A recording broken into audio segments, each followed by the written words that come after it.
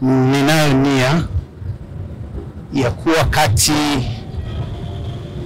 either watu watakuwa ndani ya mchakato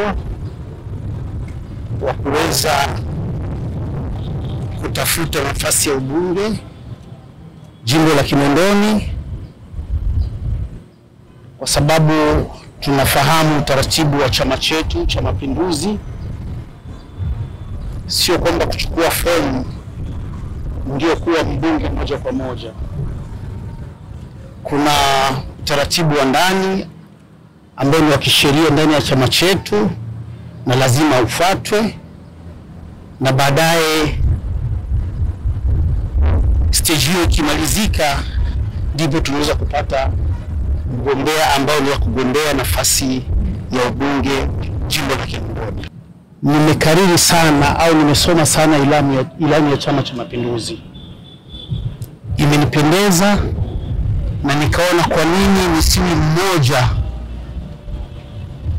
kama Mungu atapenda au kama sifa zangu zitapendeza viongozi, kwa nini nisiwe mmoja kati ya watu ambao watainisha zaidi ilani ya Chama cha Mapinduzi ambayo itakuwa ni ya 25-30. Kwa hiyo ilani peke yake imenipa mimi nguvu, motisha na hari ya kuweza